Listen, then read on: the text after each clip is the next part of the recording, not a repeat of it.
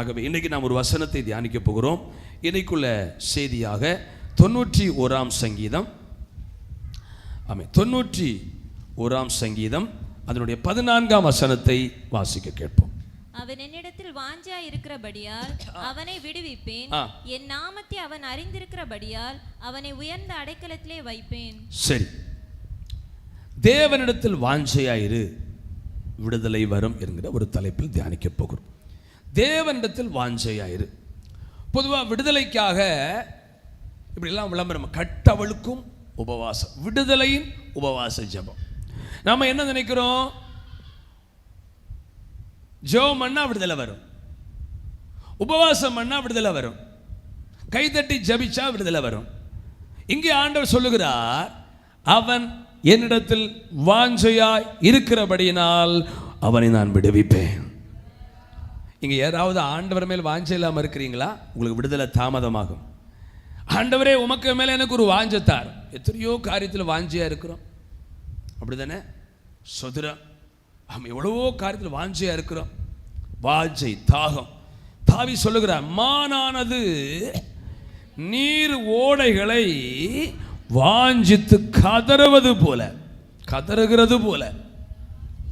நீர் ஓடைகளை, வனாந்திரத்தில் மான்கள் தண்ணீர் கிடையாம அலையுமா?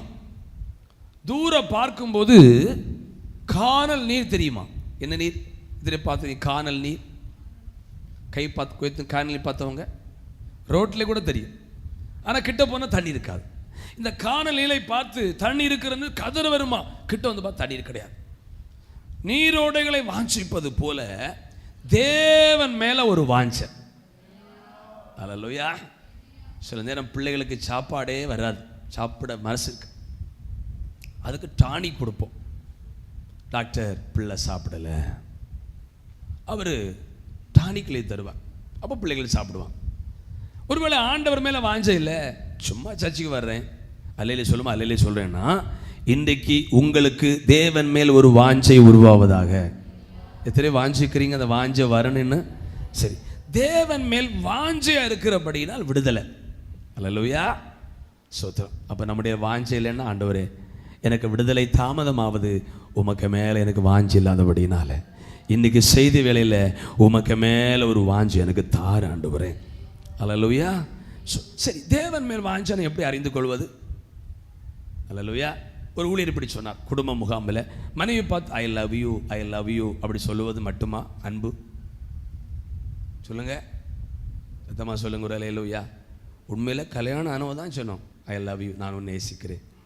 ஏன்னா ஈசாக்கு ஆமீன் ரெபேக்காளை திருமணம் பண்ணி தன் தாயின் கூடாரத்தில் கொண்டு போய் அவளை நேசித்தான்.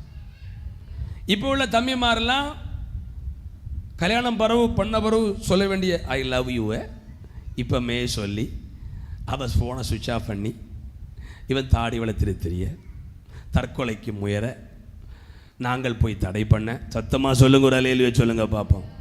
அல்லேலூயா, ஆமென். சத்தமாக சொல்லுங்க ஒரு அல்லேலூயா. ஊழியர் சொல்கிறார், மனைவி பார்த்து அவன் நேசிக்கிறேன் நேசிக்கிறேன்னு சொல்லுவது பிரயோஜனம் இல்லை. கடையில் போய் 5 புரோட்டா பீஃப் சாப்பிட்ற புருஷன் வீட்டுக்கு வரும்போது அரை பீஃபாவது மனைவிக்கு புரோட்டா வாங்கிட்டு கொண்டு கொடுத்தேன்னா நீ நான் உன்னை நேசிக்கிறேன் என்று சொல்வதில் அர்த்தம் உண்டு. இதுபோல ஆண்டவரை வாஞ்சிக்கிறேன், தேவன் மேல் எனக்கு வாஞ்சியா இருப்பது என்றால் அது சில காரியம் மூலம் கண்டிப்பாக வெளிப்படும். பார்க்குற மக்களுக்கு தெரியும், இந்த மக்கள், இந்த பிள்ளைகள், இந்த சகோதரன் தேவன் மேல் எவ்வளவு வாஞ்சியா இருக்கிறாங்க. அல்லேலூயா. சில பிள்ளைகள் ஸ்கூலுக்கு போகணும் போகணும் வாஞ்சியா இருக்கு. அல்லேலூயா. இங்கே இருக்க ஒரு குட்டி பிள்ளை இருக்கிறா, சொத்துறேன் 7:45 ஆளு கிளம்பியாவும் எப்போ ரெடியா. ஆனால் ஸ்கூலுக்கு போக வாஞ்சை இல்லாத பிள்ளைகள் எழும்பாதுவா, ரெடி ஆவாதுவா. ஆணு சோத்திரம், அந்த வேன் சத்தம் போடும், அங்கே பெல் அடிக்கிறது கேட்கும். ஏன்னா ஸ்கூலுக்கு போக வாஞ்சை இல்லை. சில பிள்ளைகளுக்கு லீவ் விட்டாலே குழப்பம், ஐயோ ஸ்கூலுக்கு போனால் டைம் போகுமே படிக்கலாமே. ஆனால் சில பிள்ளைகளுக்கு லீவ் கிடைச்சா பெரிய சந்தோஷம். சில ஜோமிடுவான், டீச்சருக்கு நோய் வரட்டுன்னு. என்ன மேக்ஸ் டீச்சர் கேட்பா, ஹோம்ஒர்க் இன்னைக்கு டீச்சர் வரப்படாது, காய்ச்சல் வரட்டு. அல்லேலூயா. கவனிங்க. சோத்திரம். தேவனுடைய பிள்ளைகள். அப்ப வாஞ்சை என்பது சும்மா வாஞ்சை அல்ல, அது சில காரியத்தில் வெளிப்படும். நீங்க இந்த வசனத்தை நம்ம தியானிக்கும் நீங்க புரிந்து கொள்வீங்க உங்களுக்கு வாஞ்சை இருக்கா இல்லையா. பாருங்க, 1 நாளாகமம் 29ஆம் அதிகாரம் 3ஆம் வசனத்தில், 1 நாளாகமம் 29:3 தாவீதை குறித்து நம்ம வாசிக்கிறோம். இன்னும் என் தேவனுடைய ஆலயத்தின் மேல் நான் வைத்திருக்கிற வாஞ்சையினால் பரிசுத்த ஆலயத்திற்காக. போதும். தேவன் மேல் ஒரு வாஞ்சை, மனிதனுக்கு வாஞ்சை இருந்தா அவருடைய ஆலயத்தின் மேல ஒரு வாஞ்சை இருக்கும். எனக்கு தேவன் மேல பயங்கர வாஞ்சைன்னு சொல்லி ஆராதனைக்கு வராத நீங்கள் சொல்வது பொய். அல்லேலூயா. படிக்கிற பிள்ளைக்கு பள்ளிக்கூடத்துக்கு போக சோத்திரம், ஆமென், எந்த விதமான இது கிடையாது, கண்டிப்பாக போவாங்க. ஆனால் படிக்காத பிள்ளை தான் பள்ளிக்கூடத்துக்கு போக சொல்லுவாங்க. காலமை 8:30 மணிக்கு எழும்பி வயிறு வலி போல இருக்கம்மா. சில பிள்ளை அம்மா உஷாராயிருவாங்க, ஓம வாட்டரும் கொடுத்து அனுப்பிடுவாங்க. அப்புறம் ஃபோன் பண்ணி கேட்பாங்க, பிள்ளை காய்ச்சல் குறைஞ்சா, வயிற்று வலி குறைஞ்சா. சில பிள்ளைகள் அம்மாவிட்ட நடிச்சுட்டு 9:30, 9:45, 10 மணி ஆகும்போது எல்லாம் தீரும். பிறகு விளையாட போவாங்க. அல்லேலூயா. அது சொல்லுவோம் 10 மணி காய்ச்சல், 10 மணி காய்ச்சல், 10 மணி ஒரு பூ உள்ளது போல 10 மணி காய்ச்சல். தேவனுடைய பிள்ளைகளே, இங்கே இருக்கிற உங்களை பார்த்து ஆண்டு கேட்குற, ஆலயத்துக்கு மேலே எவ்வளோ வாஞ்ச? அப்படி வாஞ்ச இருந்தால் 10 மணிக்கு கூட்டம் தொடங்குது. எத்தனை மணிக்கு தொடங்குது? எத்தனை மணிக்கு? இதில் பள்ளிக்கே போகாதவங்க கை வைத்துங்க. பள்ளிக்கே நான் போகல, பள்ளிக்கே போகல, ஸ்கூலுக்கே போகல, பள்ளி மோடே காணலை. இங்கே யாரும் அன்படே கிடையாது. ஹிந்தியில் எல்லாரும் எஜுகேட்டட். ஸ்கூல் டைம் ஞாபகம் இருக்கா? சொல்லுங்க. எங்கள் பிள்ளைகள் படித்த ஸ்கூல் டைம் 9:15. அடித்து பறத்திட்டு. இப்போ அவங்க வளர்ந்துட்டாங்க. அங்கே போ மேடம் கம்பச்சு நிற்பாங்க. சார் நீங்களும் கூடமா சார்னு சொல்லுவாங்க. அப்போ நமக்கே ஒரு பயமாக இருக்குது. சார் நீங்களுமா இப்படி லேட்டாக வாரீங்க? ஏன்னா செகண்ட் அடுத்து உள்ளே போட மாட்டாங்க. இப்போ மேடம் சுயனமாக இருக்கிறாங்க. பாருங்கள், ஒரு டைம் வச்சுருக்கிறான். கல்லூரி, ஸ்கூலில், பேங்கில். இப்போ எல்லாரும் ஏமாற்ற முடியாது, கள்ள சைன் போட முடியாது, ஃபிங்கர் பிரிண்ட் வச்சுட்டா உள்ளே போக முடியும்.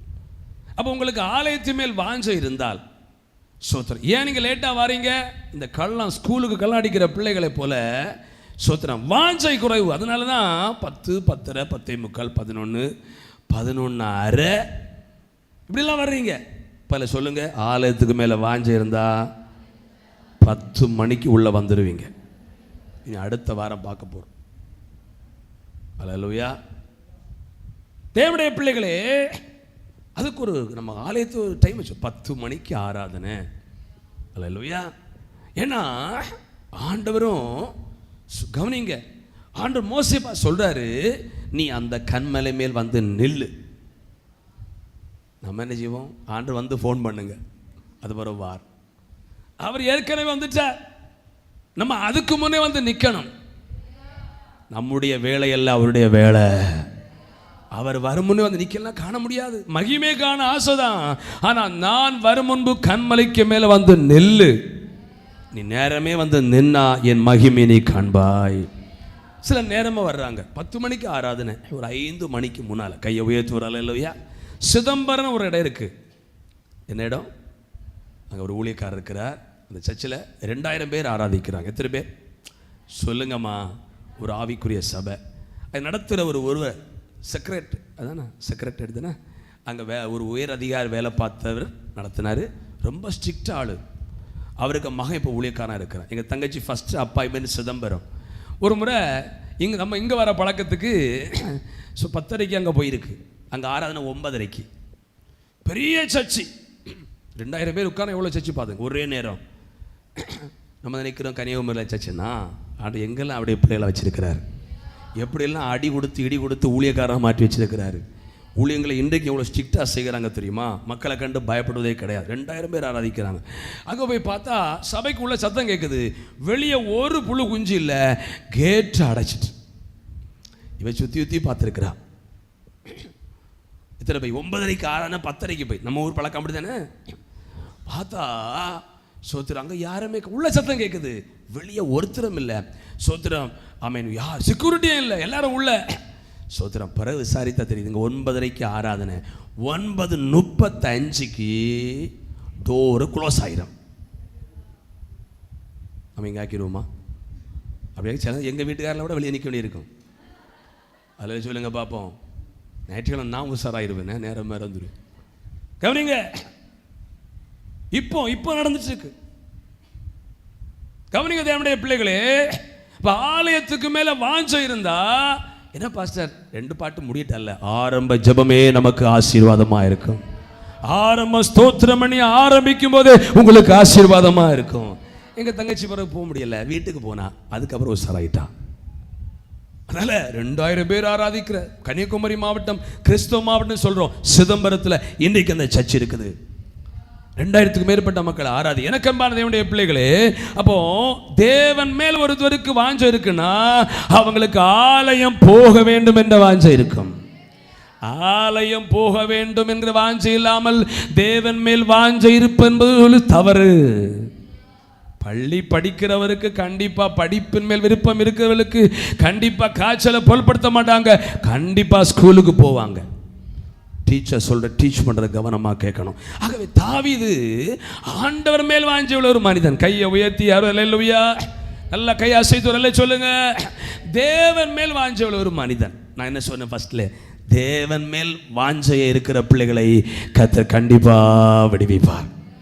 எத்தனை பேருக்கு விடுதலை வேணும்? நீங்க தேவன் மேல. அப்ப ஆண்டவர் மேல் வாஞ்சை உள்ள ஒரு மனிதனுக்கு அவருடைய ஆலயம், என்னுடைய வீடு என்ன சொல்லி இருக்கிறார்?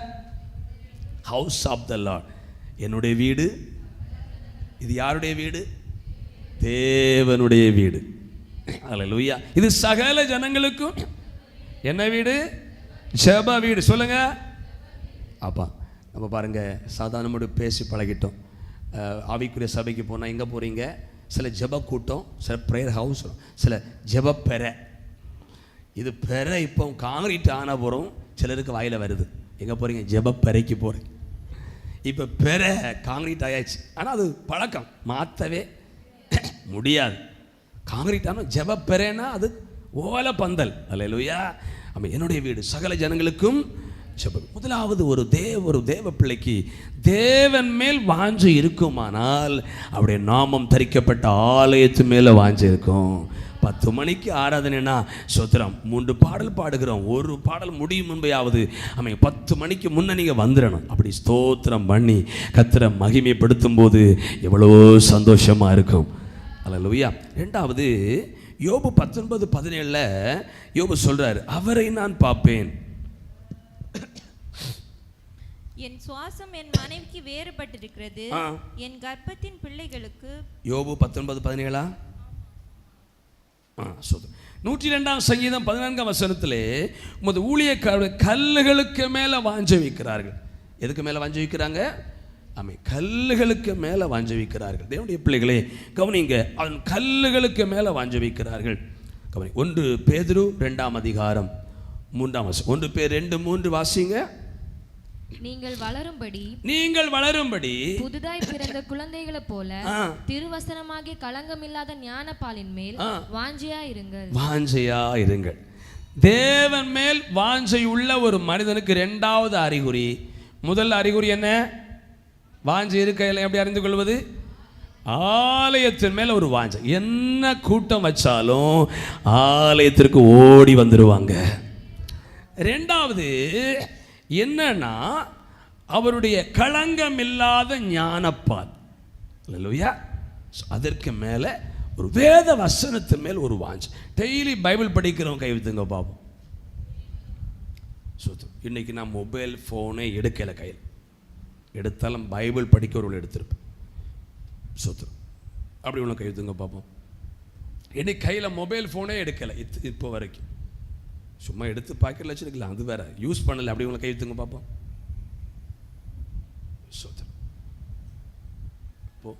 மீதி எல்லாரும் ஃபோனில் எடுத்து வாட்ஸ்அப்பு, இன்ஸ்டாகிராம், தவிடு, சோத்திரம், புண்ணாக்கு எல்லாம் முடிச்சுட்டு தான் வந்திருக்கிறீங்க. பேசி சாட் பண்ணி யாராவது ஹாய் அனுப்பினா ஹாய் சொல்லி, அனுப்பின மெசேஜுக்கு திரும்ப ரிப்ளை பண்ணி ஏதாவது சொல்லி சோத்திரம் அப்படி தான் வந்திருக்கிறீங்க. ஆனால் பைபிள் எடுக்கலை. அல்லேலூயா, சோத்திரம். தேவனுடைய பிள்ளைகளே, வேதம் என்பது தேவனுடைய வார்த்தை, த வேர்ட் ஆஃப் காட். சொல்லுங்க, தேவனுக்கு எவ்வளவு பவர் இருக்குதோ இந்த வேத வசனத்துக்கு அவ்வளவு வல்லமை இருக்கிறது. நம்புற மட்டும் அல்ல, சொல்லுங்க பாப்போம். தேவன் மேல் வாஞ்சையா இருக்கிறேன்னா, அல்லேலூயா, தேவன் சொல்லி இருக்கிற அந்த வார்த்தைகள் மேல் ஒரு வாஞ்சை இருக்கணும். எத்தனை பேர் டெய்லி படிக்க விரும்புறீங்க? நீ போட்டிக்காக படிப்பது மட்டுமல்ல, தொடர்ந்து வேதத்தை 2-3 அதிகாரம் கவனமா டெய்லி வாசிக்கணும். இது முகம் பார்க்கும் ஒரு கண்ணாடி. எத்தனைக்கு இந்த வசனம் கண்ணாடியாய் வெளிப்பட்டிருக்கிறது? அவங்க மட்டும் வரல, சொல்லுங்க பார்ப்போம். சோத்திரம். இங்கே முகம் பார்க்கலைன்னா கண்ணாடி பார்க்கல என்ன ஆகும்? சொல்லுங்க. கண்ணாடி பார்க்காம மீசை வெட்டினா என்ன ஆகும்? இப்போ உள்ள தம்பிமார்கள் மாடல் மீசை ஆகும், அப்படி தானே? முகம் பார்க்காம இங்கே தலை சீட்டு வந்தால் என்ன ஆகும்? முகமுத்தா கரியாக இருக்கும். கவனிங்க தேவனுடைய பிள்ளைகளே, 2வது, நீங்க ஆலயத்தின் மேல் வாஞ்சை இருப்பதை அறிய வேண்டுமான், தேவன் மேல வாஞ்சை இருப்பதை அறிய வேண்டுமானால் வேதத்தை கண்டிப்பா வாசிப்பீங்க. அல்லேலூயா. எத்தனை வேதத்தை வாசிக்கிறீங்க? என்னுடைய வேதத்தின் மகத்துவங்களை அவங்களுக்கு எழுதி கொடுத்தேன், அவர்களோ அதை வேதத்தில் மகத்துவம் இருக்கு. என்ன இருக்கு? எத்தனை விரும்புறீங்க? வேதத்தில் மகத்துவம் இருக்கு. அதை நீங்கள் படிச்சிங்கன்னா அந்த மகத்துவத்தை நீங்கள் அறிந்து கொள்ளலாம். தேவனுடைய பிள்ளைகளே கவனிங்க. அப்போ தேவன் மேல் வாஞ்சை இருந்தால் என்ன கிடைக்குமா? விடுதலை, விடுவிப்பா. எதிலிருந்து விடுவிக்கணும்? கர்த்தர் விடுவிப்பார். என்ன கர்த்தர் விடுவிச்சிருக்கிறார், உங்களையும் கர்த்தர் விடுவிப்பார்.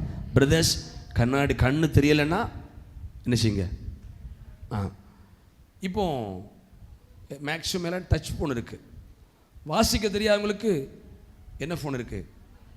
ஆடியோ ஃபோன் இருக்குது. வாசிக்க தெரியாதவங்களுக்கு, மற்றவங்க கண்டிப்பாக பிரிண்டர் பைபிள் தான் வாசிக்கணும். வாசிக்க தெரியாதவங்களுக்கு ஆதியம் 1 அதிகாரம் தொடர்ந்து வாசிட்டே இருக்கும். வாசிக்க தெரிஞ்சவங்க கண்டிப்பாக நீங்கள் பைபிள் படிக்கணும். எனக்கு என்னுடைய பிள்ளைகளே, அப்போ ஒரு தேவ பிள்ளை தேவன் மேல் வாஞ்சை இருப்பது என்றால் எப்படி அறிந்து கொள்ளனா, இந்த பைபிளை 3-4 அதிகாரமாகிலும் டெய்லி வாசிப்பாங்க. ஹல்லேலூயா. அதை நாம் அறிந்து கொள்ள முடியும். எனக்கு என்னுடைய பிள்ளைகளே, அப்போ வாஞ்சையாக இருக்கிற பிள்ளைகளை கர்த்தர் விடுவிப்பார்.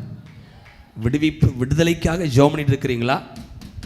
என்ன கர்த்தர் விடுவி, என் குடும்பத்தை விடுவி ஜெபிக்கிறீங்களா? ஆண்டு சொல்றாரு, எனக்கும் இருக்கிற வாஞ்சை அதிகரிக்கட்டும்.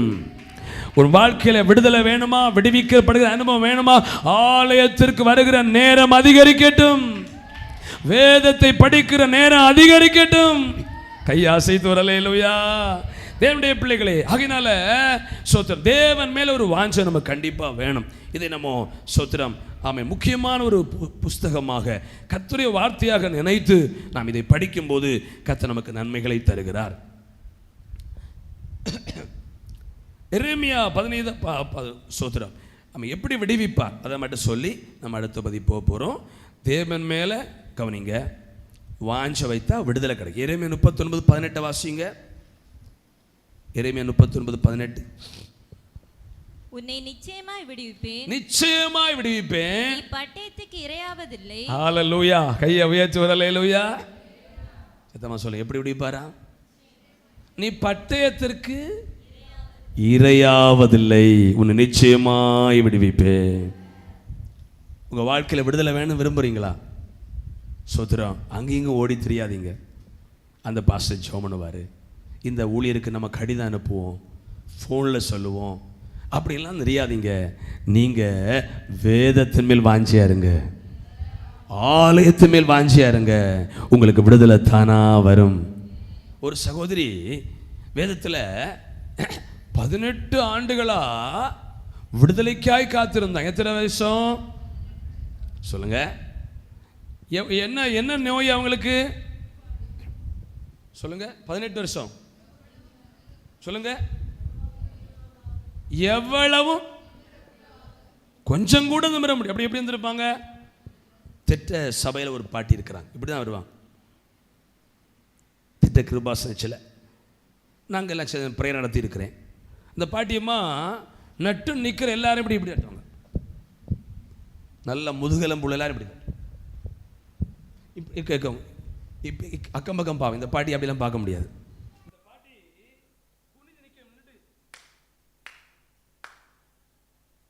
நல்லா முதுகெலும்பு பலம் உள்ளவர்களை விட சத்தமாக கை தட்டும். அப்ப நமக்கு முதுகெலும்பு நட்டு என்ன பிரயோஜனம்?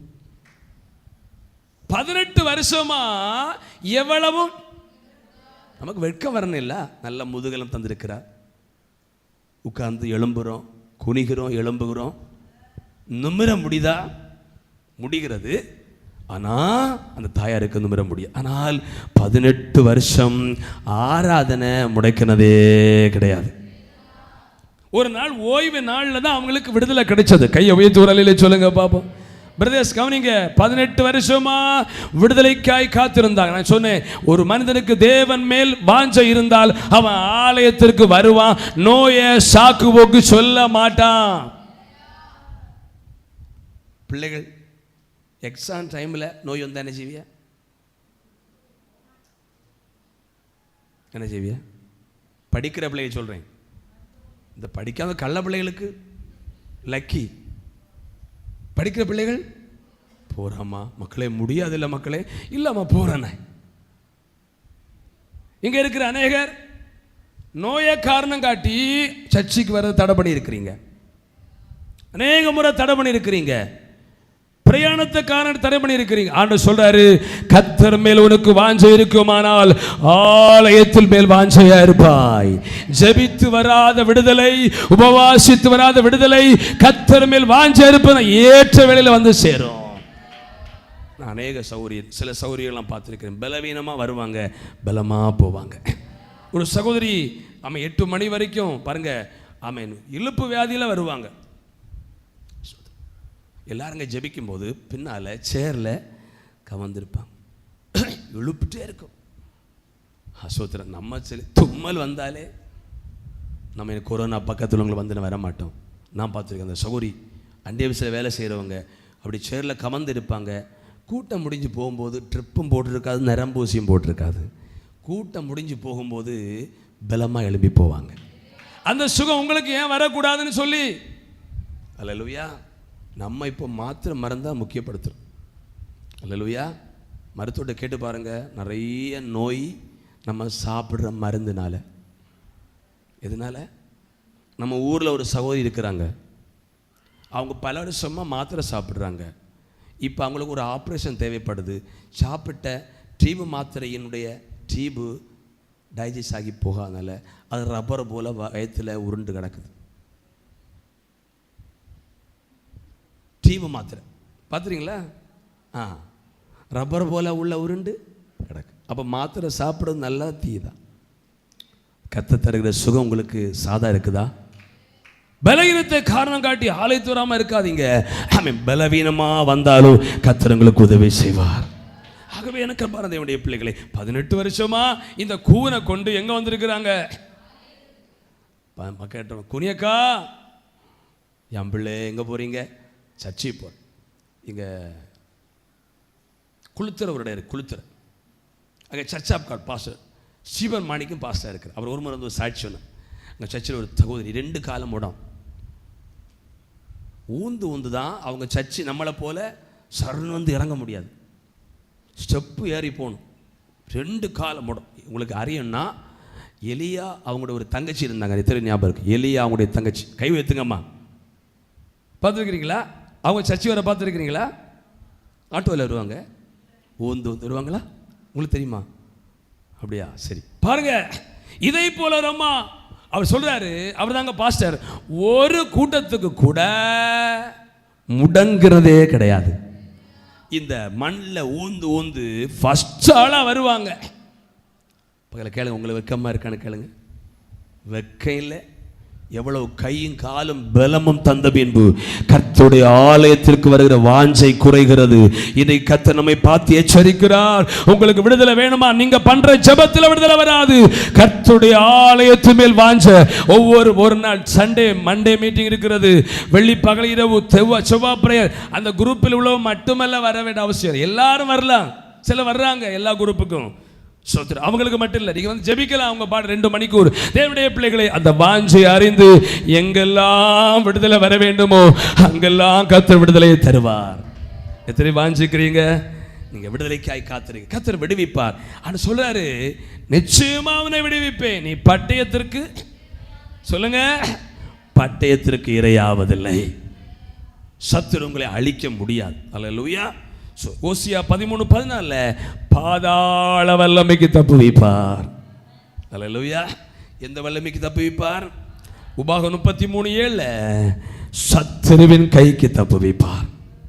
பாருங்க, இன்றைக்கு நம்முடைய தமிழகத்தில் பேசு பொருளாக இருப்பது தம்பி அஜித் 27-29 சன தம்பிய அந்த ஒரு சகோதரி அமேன் அவன் பொய் புகார் கொடுத்து 10 பவுன் செயினை கரிச்சான்னு சொல்லி அந்த பெண் அந்த சகோதரி நிறைய ஆள்படி உண்டு, நிறைய பழக்கம் உண்டு.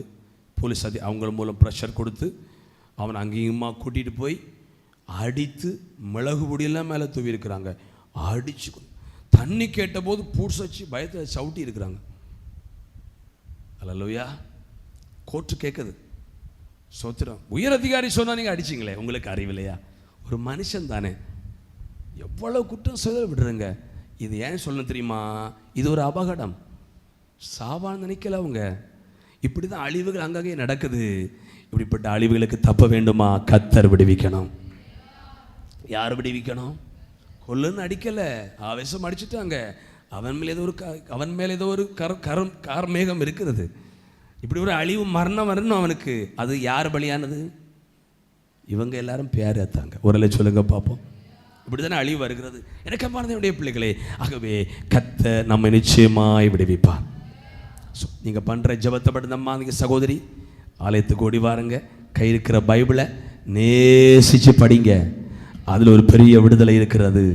அவர் தம்முடைய வசனத்தை அனுப்பி உன்னை விடுவிப்பார். சரி, முதலாவது ஆண்டவர் மேலே வாஞ்சை வைத்தால் நமக்கு விடுதலை தானா வரும். எத்தனை அறிஞ்சிருக்கிறீங்க? சத்தமுறையிலா? சரி, விடுதலை வரும். இரண்டாவது, அவர் நாமத்தை அறிந்திருக்கிறபடியினால் உயர்ந்த அடைக்கலம். சொல்லுங்க, பக்கத்தில் சொல்லுங்க, எப்படி சொல்லுங்க? அவர் மேல் வாஞ்ச வைத்தால், பிரதர் சொல்லுங்க, அவர் மேல் வாஞ்ச வைத்தால் உங்களுக்கு விடுதலை வரும். விடுதலை என்பது டெலிவரன்ஸ். வியாதியாக இருந்தால் வியாதி மாறும். ஆமேன். ஒன்றும் வரல, சொத்திரம். வேற ஒரு பண பிரச்சனை, கடன் பிரச்சனைனா அது ஒரு விடுதலை தருவார். நன்மையான ஆசீர்வாதம் வரலையா, அதில் ஒரு விடுதலை கர்த்தர் தருவார். ரெண்டாவது, அவர் நாமத்தை அறிந்தால் உயர்ந்த அடைக்கலம். என்ன அடைக்கலம்? என்ன அவருடைய நாமம்? சொத்திரம். பாருங்க, மோசே கேட்கிறார், நான் பார்வோன்கிட்ட போகும்போது நம்முடைய நாமம் என்ன சொன்னாரு? இருக்கிறவராகவே ஐ ஆம் தட் ஐ ஆம். நான் இருக்கிறவராகவே இருக்கிறேன். மனவா கேட்டார், உம்முடைய நாமத்தை சொல்லுங்க ஐயா, உம்மை கனம் பண்ணும். நீ கேட்க வேண்டியது என்ன? என் நாமம் அதிசயம். அல்லேலூயா. இப்போ நம்ம சொல்ல போறேன். இப்போ அந்த அதிசயமானவர், அந்த யெகோவா, அந்த ஐ ஆம் தட் ஐ ஆம் இருக்கிற தெய்வம் தான் இயேசு என்கிற பேரில் நமக்குள்ளே வாசம் பண்ணி கொண்டிருக்கிறார். அவருடைய நாமத்தை அறிந்த பிள்ளைகள் அவருடைய நாமத்தை அறிக்கையிடுவார்கள். எத்தனை பேர் அறிக்கையிடுகிறீங்க? அல்லேலூயா. எல்லா நாமத்திலும் மேலான நாமம் பக்தநீதம் வாழ்த்து நாமம். எல்லா நாமத்திலும் மேலான நாமம் பக்தநீதம் வாழ்த்து நாமம். எல்லா முழங்காலும் முடங்கிட செய்யும் வல்லவராம் இயேசு நாமம். எல்லா முழங்காலும் முடங்கிட செய்யும் வல்லவர். நல்லா கையை கூடி பாடுவோம். சிரேசு நாமம் அதிசய நாமம், ஏழையனுக்கின்ப நாமம். சிரேசு நாமம் அதிசய நாமம், ஏழையனுக்கின்ப நாமம். வியாதி துன்பம் நீங்க, சாத்தான் நீதம் தோற்க, ரத்தம் சிந்தி நின்ற நாமம். வியாதி துன்பம் நீங்க, நின்ற நாமம். வார்த்தை தந்த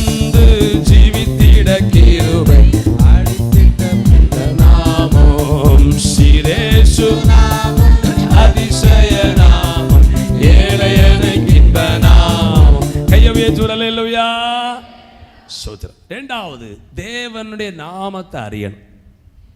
அறிய வேண்டிய பிரகாரம் அறியணும். அல்லேலூயா. பொதுவாக நமக்கு இன்றைக்கு ஒரு அறிவு இருக்கு, இயேசு கிறிஸ்தவர்களுக்கு தெய்வம். நமக்கு சாமியார் சொல்லுங்க. ஆமாம், அறியணும். பேதுரு அறிந்தார். ஆனால் என்ன சொல்ல தெரியுமா? நாங்கள் தொட்டு பார்த்தோம், அவரை நாங்கள் ருசிச்சு பார்த்தோம். அல்லேலூயா. படித்து அறிகிறது ஒன்று, இன்னொன்று நம்ம அவர் அறிய வேண்டிய பிரகாரம் அறிகிறது ஒன்று. கர்த்தர் நல்லவர் என்பதை O taste and see the Lord is good. தேவன் நல்லவர் என்பதை சொல்லுங்க, ருசித்து. அவர் நம்பிக்கை இருக்கிற மனுஷன் அவருடைய நாமத்தை அறிந்தார். அல்லேலூயா. ரோமல வாசிக்கிறோம், அவரை அறியும் அறிவை பற்றி கொண்டிருக்க மனமில்லாம். அவரை அறிய வேண்டுமானால் நம்ம அதிகமாக வேதத்தை படிக்கணும். அவரை அறிவோம். அல்லேலூயா. அவரை அறிந்தால் எங்கே கொண்டு வைப்பாராம்? சத்தமாக சொல்லுங்க, உயர்ந்த அடைக்கலம். எத்தனை விரும்புறீங்க உயர்ந்த அடைக்கலம்? ரெண்டு வார்த்தை, ஒன்று உயர்வு, ஒரு உயர்வான ஒரு பாதுகாவல். ஏசப்பா பிள்ளைகளை கண்டிப்பாக கீழே விட மாட்டார். சில காலம் சோதனை காலத்தில் கீழே விட்டாலும் கண்டிப்பாக அவர் விடமாட்டார். உயர்ந்த அடைக்கலத்தில் கொண்டு வைப்பார். நம்பரை மட்டும் வரல சொல்லுங்க பார்ப்போம். கண்டிப்பாக ஆண்டவர் செய்வார். தேவனுடைய பிள்ளைகளே கவனிங்க. அப்போ ரெண்டாவது, அவருடைய நாமத்தை அறிந்த என்ன கிடைக்கும்? எத்தனை விரும்புறீங்க நான் இன்னும் ஆண்டுடைய நாமத்தை இன்னும் அறியணும்? நான் எல்லாம் இன்னும் அறியலை. பல காரியங்களை சொல்லியிருக்கிறார், பேசியிருக்கிறார், தரிசனங்களை தந்திருக்கிறார். ஆனால் எனக்குள்ள இன்னும் தேவனை அறியணும். அல்லேலூயா. எத்தனையோ காரியங்களை காண்பித்திருக்கிறார், ஆனால் இன்னும் ஆண்டவரை அறியணும். தேவனை நாம் அறிய அறிய கவனிங்க, சோத்திரம், நமக்கு உயர்ந்த அடைக்கலம் கிடைச்சிட்டே இருக்கும். அதில் இங்கே இருக்கிற தேவன் அறிந்த பிள்ளைகளுக்காய் ஸ்தோத்திரம். நிறைய அறிவு உங்கள் உலகத்தில் மனுஷனுக்கு இருக்குது. கவனிங்க, நான் வெள்ளிக்கிழமை ஒரு கணக்கு சொன்னேன். லண்டன், இங்கிலாந்தில் 50% தேவன் இல்லைன்னு சொல்கிறாங்களா? ஒரு காலத்தில் இங்கிலாந்து தான் இங்கே என்ன வந்தது? சுவிசேஷம். இப்போ 50% என்ன சொல்கிறாங்க? இந்த முருங்கவளைக்குள்ளே எனக்கு தெரிந்த 2 பேர் இருக்கிறாங்க தேவன் இல்லைன்னு சொல்கிறவங்க. எங்க? இந்த முருங்கவளைக்கு. அப்போ நமக்கு தெரியாமல் இந்த முருங்கவளை, ஆனால் சர்ச்சை போகிறவங்க தான், கிறிஸ்தவங்க தான். ஆனால் என்ன சொல்கிறாங்க சொல்லுங்க? கோயிலில் போய் பெண்ணு கட்டியவங்க தான். ஆனால் என்ன சொல்கிறாங்க? தேவனுங்கடா இருக்கிறாரு, தேவன் இல்லை. சோத்திரம். அப்போ தேவன் இல்லைன்னு சொல்ல ஒரு கூட்டம் இருக்கிறது. தேவனை சரியா தெரியாத ஒரு கூட்டம் இருக்கிறது. அல்லேலூயா. குருண்ட கேட்டாங்களா, யானையை பார்த்தியா? ஆமாம் பார்த்தேனே. அவன் சொன்னான், எப்படி இருக்கு சொல்லு? அது பெரிய தூணு போல இருக்குது. அல்லேலூயா. அடுத்து காதவை தடவி பார்த்து மதுரை பக்கத்தில் ஒரு ஊழியர் கேட்டாரா ஒரு அம்மாவிட்ட, இயேசுவை தெரியுமா? ஆமா தெரியுமே, எங்கள் கோயிலுக்கு முன்னால் அந்த குருசடியில் இயேசு கிறிஸ்துவ சிலுவையில் அறைந்து வைத்திருக்கிறது. அவருடைய மனைவி அவருடைய கீழே உட்கார்ந்து அழுதுட்டே இருக்கிறாங்க. நமக்கு தெரியல அது இயேசுவின் தாயின்னு. யாரும் அழுதுட்டு இருக்குது? பொதுவாக ஆம்பளை இறந்த மனைவி தான் அழுவாங்கிட்டே இருந்து, அந்த பொம்பளை அப்படிதான் சிலருக்கு இயேசுவை தெரியுது. அல்லேலூயா. இயேசு ஒரு தச்சனுடைய குமாரனாய் அமை சோத்திரம் மரியாளின் மைந்தனா பார்க்குறாங்க. இயேசு ஒரு தேவகுமாரன், அவர் தேவன். அல்லேலூயா. அதில் தேவன் என்று சரியா அறிந்த பிள்ளைகளுக்கு உயர்ந்த அடைக்கலம் உண்டு. கிறிஸ்தவனுக்கு அல்ல, இயேசுவை தெய்வம் என்று சரியா அறிந்த பிள்ளைகளுக்கு உயர்ந்த அடைக்கலம் உண்டு. உயரதான் கொண்டு போவார். அல்லேலூயா.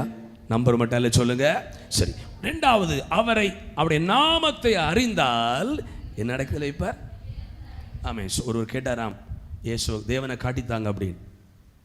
பாஸ்டர் வைக்கிப்பிக்கிட்ட இந்த காரியத்தை சொன்னார். அந்த பாஸ்டர் சொன்னாரா, சோத்ரா நீ ஆண்டவர் காட்டி தரணுமா? நீ ஒரு டம்ளருக்குள்ள பால் கொண்டு வா. அவன் கொண்டு வந்தானா. அப்போது பாஸ்டர் கேட்டாராம், இதுலேருந்து என்னெல்லாம் கிடைக்கும்? நீங்கள் சொல்லுங்கள். தயிர் மோர் கிடைக்கும். அவன் சொன்னான் தயிர் கிடைக்கும் மோர் கிடைக்குன்னு சொன்னான். அப்போ பாஸ் சொன்னாராம், இப்போ அதையெல்லாம் எடுத்து தான் தயிர் மோரும். அவன் சொன்னானா, ஒரு மோர் ஊற்றணையா, பிறகு பதப்படுத்தணும், பிறகு கடையணும், அதுபோல் முட்டி போடணும், ஜெபம் பண்ணணும், பைபிள் படிக்கணும், அப்போது கர்த்தருக்கு வெளிப்படுவார். ஹல்லேலூயா. எத்தனையோ சாட்சிகளை கேட்கிறோம். தேவன் இல்லை என்று சொன்னவர்கள் மைக்க பிடித்து இயேசு தெய்வம் என்று சொல்றாங்க. பவுல பாருங்க, யெகோவா தெய்வம் என்று சாதித்தவன். அவனுக்கு புரியல இயேசு தான் அப்படி வந்தாரு, அப்படிப்பட்ட மைக்க அப்படி சொல்றான், இயேசு உயிரோடு நாங்கள் சாட்சிகள். பவுலுக்கு ஒரு பேர் போட்டாங்க, நசரேய மதபேதத்திற்கு முதலாளி யாரு சொல்லுங்க, யாரு? பவுல். அந்த அளவுக்கு இயேசுவின் நாமத்தை அறிந்து மக்களுக்கு சொல்ல முன்ன நின்ற ஒரு ஆளு. ஏன்னா நம்மளை போல சொத்திரம் படிப்பு குறைஞ்சவர் அல்ல, கமாலியல் என்கிற ஒரு பெரிய தத்துவ ஞானிகளை படித்தவர் ஆள். அல்லேலூயா. Double PhD. என்ன பிஹெச்டி சொல்லுங்க? இப்போ உள்ள டிகிரி எல்லாம் நம்ம முன்ன படித்தவங்க அது படிப்பு. இப்போ படிப்பெல்லாம் நிறைய இருக்குது. ஒரு பக்கம் ஒரு கல்யாண சீட்டில் ஒரு பக்கம் படிப்பு தான், ஆனால் பிரயோஜனம் ஒன்றும் இல்லை. கம்மாலியலுடைய பாதத்தில் படித்தவர் அவன் ஒரு பெரிய ஐஸ்வர்யவான். அவர் சொல்றாரு, கிறிஸ்துவை அறிகிற அறிவி நிமித்த அறியம்படி எல்லாம் நஷ்டம் என்று விட்டேன். நம்ம என்ன நினைக்கிறோம்? இயேசுவாரி என்ன குப்பையாடணும்? அல்லேலூயா. ஒன்றுமே விடல. 10 அன்னைக்குள்ள கணக்குப்படி 10 கோடி சொத்துக்கு சொந்தக்கார். இன்னைக்கு 1000 கோடி சொத்து மதிப்புள்ள. சொல்றாரு, அவரை அறியும்படி, அவர் நாமத்தை அறியும்படி எனக்கு லாபமா இருந்த எல்லாம் நஷ்டம் என்று விட்டேன். அடுத்து குப்பையுமாக எண்ணுகிறேன். அப்ப ஆண்டவருடைய நாமம் சொத்தை விட மேலானது, ஞானத்தை விட மேலானது. முதலாவது அவருடைய நாமத்தை அறிந்தால் உயர்ந்த அடைக்கலத்தில் வைப்பார். எத்தனை உயர்ந்த அடைக்கலத்துக்கு போகணும் விரும்புகிறீங்க? நமக்கு நேரம் முடியும். துரிதமாக அந்த உயர்ந்த அடைக்கலத்தை கத்த வச்ச 3 பேரை நான் துரிதமாக சொல்கிறேன். 1 ரூத் 2ஆம் அதிகாரம், ரூத் 2:12 வாசிங்க துரிதமாக. இன்னொருவர் மத்தேயு 1:5 எடுத்து வச்சுருங்க. உன் செய்கைக்கு தக்க பலனை கர்த்தர் உனக்கு கட்டளையிடுவாராக. இஸ்ரவேலின் தேவனாகிய கர்த்தருடைய செட்டைகளின் கீழ் அடைக்கலமாய் வந்த உனக்கு அவராலே நிறைவான பலன் கிடைப்பது. இது ரூத் ஒரு மோபாவிய பெண்மணி. எல்லாம் சொல்லுங்க, சத்தமா சொல்லுங்க. என்ன பெண்மணி? மோபா. இந்த நகோமி யாரு? இஸ்ரவேல் பெண்மணி, பெத்லெஹேமில் பெண்மணி. ரூத்துக்கும் தேவனுக்கு சம்மந்தம் இல்லை. மோபாவியர்களுக்கு ஒரு தெய்வம் உண்டு, யெகோவா தெய்வம் அவங்களுக்கு தெரியாது. ஆனால் அந்த குடும்பத்தில் எத்தனை மரணம் நடக்குது? 3 ஆண் பிள்ளைகள் தொடர்ந்து சாகுறாங்க. ரூத்துடைய புருஷன் இறந்துட்டார். ஆனால் ரூத்துடைய உள்ளத்தில் ஒரு வாஞ்சை வந்தது, இந்த நகோமி ஆகிய மாமி சேவிக்கிற தெய்வம் தான் மெய்யான தெய்வம், அவரையே பின்பற்ற வேண்டும், அவருடைய நாமத்தை அறியணும்.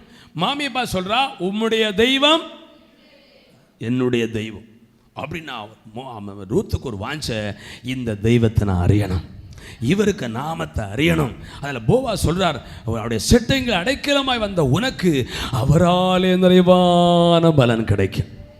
பாருங்க, ஆதரவற்ற ரூத்துக்கு ஒரு பெரிய உயர்வு கிடைச்சு. போவாஸ் என்கின்ற ஒரு பெரிய ஐஸ்வர்யவான் திருமணம் பண்ணின.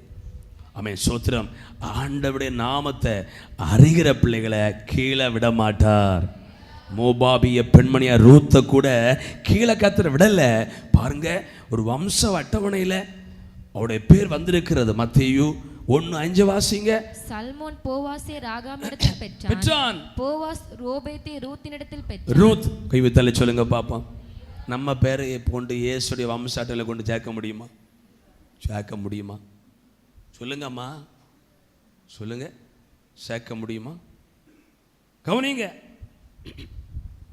வம்ச அட்டவணையில் மோபாவிய பெண்ணாகிய ரூத்துக்கு பேர் எப்படி வந்தது?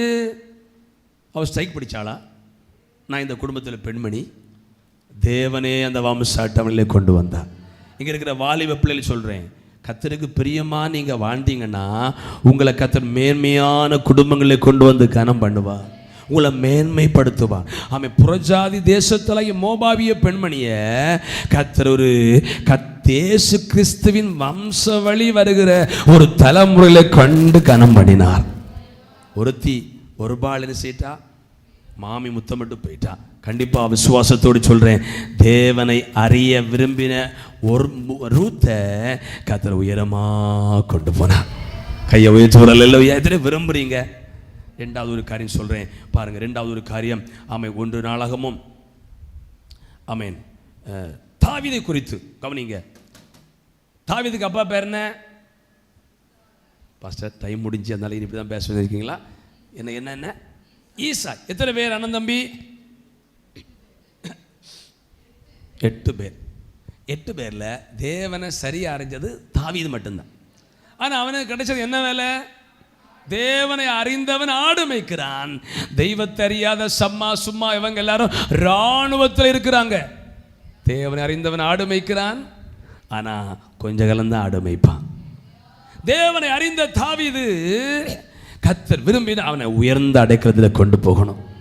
ஒருவேளை சொல்லியிருப்பாங்க, அவன் தம்பி அண்ணமாரெல்லாம், பாடா நீ இயேசுன்னு சொல்லி ஆடு மேய்ச்சித்திரி, எங்களை பாரு இராணுவத்தில் இருக்கிறோம்.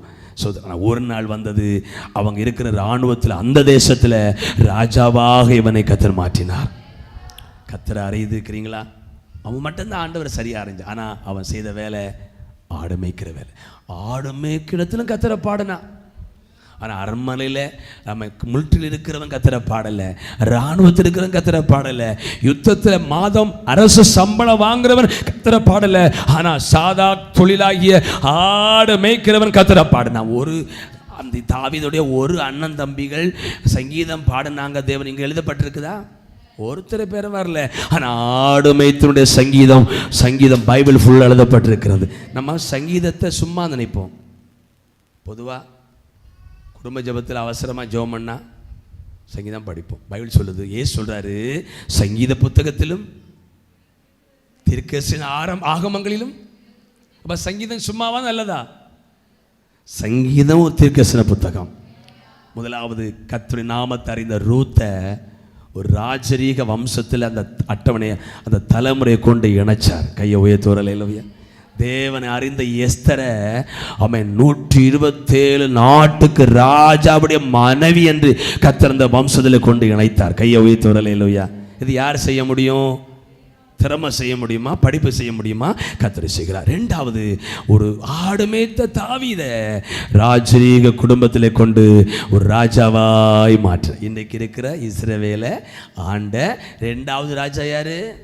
சத்தமா சொல்லுங்கம்மா, நான் சரித்திரம் பேசுகிறேன். என்ன யாரு? டேவிட். தாவீது ரெண்டாவது பெரிய ராஜா.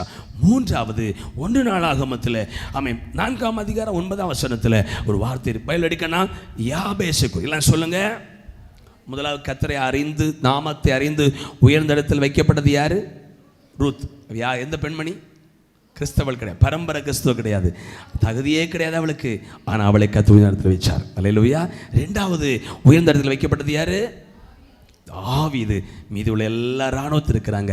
அதனால் ஒருவேளை இந்த இடத்துல இருக்கிற தேவ பிள்ளைகளே, கர்த்தரை அறிஞ்சிருக்கிறேன், சின்ன வேலை தான் பாஸ்டர், எளிமையாக இருக்கிறது, உலக மக்கள் சாதனமாக நினைக்கிறேன்னு நினைச்சா நீங்கள் கர்த்தரை இன்னும் அறிய உங்களை உயர்ந்த இடத்துல கொண்டு வைப்பார். மூணாவது யாபேஸ் குறித்து பைபிள் சொல்லுகிறது, அவங்க அம்மா அவன் பெற்ற போது துக்கத்தோடு பெற்றேன். அல்லேலூயா. இங்கே இருக்கிற பெற்றோருக்கு தெரியும், சில பெற்றோர் வச்சுருப்பாங்க, இந்த குட்டி பிறந்த பிறகு வீட்டில் வெட்ட அல்லேலூயா நரிச்சப்ப.